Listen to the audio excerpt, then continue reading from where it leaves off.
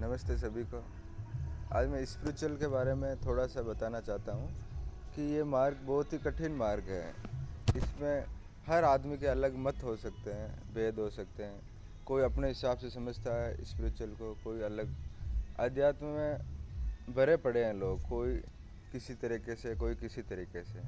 तो या तो आप सभी चीज़ें पढ़ लो, सभी गुरुओं को सुन लो जितने भी है, तो उनमें एक चीज़ लास्ट में कॉमन आएगी। जो फंसा हुआ नहीं है इन चीज़ों में, किसी में भी, जिसने सब छोड़ दिया, लास्ट में खुद ही बचे हुए हैं। तो अध्यात्म में है ही इतनी पावरफुल चीज़, जिसमें राजा महाराजा बड़े बड़े आपने देखे होंगे, सब ने एक क्षण में अपना सब कुछ त्याग के अध्यात्म में आ गए, पूरा संत बन गए, सन्यासी बन गए। मैं ये नहीं कह रहा हूँ आप संत बनो, सन्यासी बनो, लेकिन शुरुआत तो आज से ही करनी होगी। फिर हम बूढ़े हो जाएंगे या फिर एज इतनी हो जाएंगी, फंस जाएंगे हम, तब शब्द स्पर्श रस रूप रंग, ये 5 ज्ञानेंद्रिय, इनको हम कंट्रोल ही नहीं कर पाएंगे। तो अब पता नहीं, कई लोगों को जन्म भी लग जाते हैं। ये मैं बार बार भी बात कह रहा हूँ, तो शुरुआत करनी पड़ेगी। क्या पता आपका ये अंतिम जन्म हो। तो अध्यात्म में कोई एक चीज़ नहीं है, वस्तु नहीं है, स्थान नहीं है जहाँ पहुँचा जा सके एक सेकंड में। इसके लिए कई जन्म लग सकते हैं, और इसी जन्म में जाना है तो पूरा 100% दे दो अपना, पूरा पूरा, 1% भी उसमें खोट नहीं होनी चाहिए। तो इसकी सीढ़ी यही है, आप शुरुआत करो, बेईमानी कम करते करते पूरी ख़त्म करो।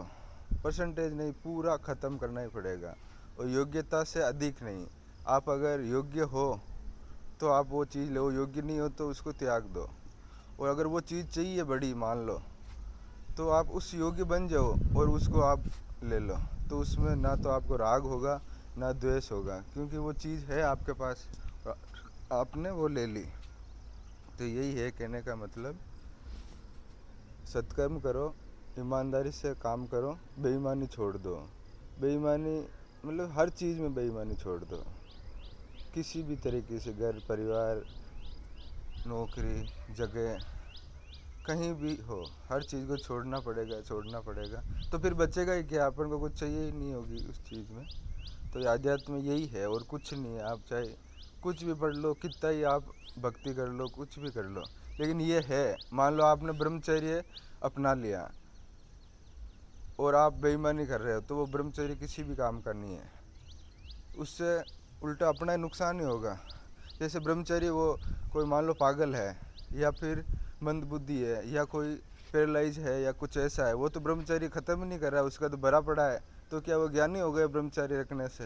ब्रह्मचर्य होता है दिमाग में ईमानदारी से, और हम ब्रह्मचर्य रोक के दूसरे काम कर रहे हैं। किसी को दुख देना है, किसी की चापलूसी करना है, किसी के साथ मक्कारी करना है, धोखा करना है, तो वो ब्रह्मचर्य गलत जगह यूज होगा। तो ऐसे कुल मिला के वही है। अगर अपन साफ होंगे तो वो मंत्र जाप करते हैं ना, जो बड़े बड़े महाराज कहते हैं, तो अपन साफ रहेंगे तो भले 10 मंत्र में अपना भला हो जाएगा। और गंदे रहेंगे तो आप कितना ही कर लो, आप साफ नहीं रह सकते। एक गंदगी आती है, एक सफाई होती रहती है, एक गंदगी आती है, एक सफाई होती रहेगी।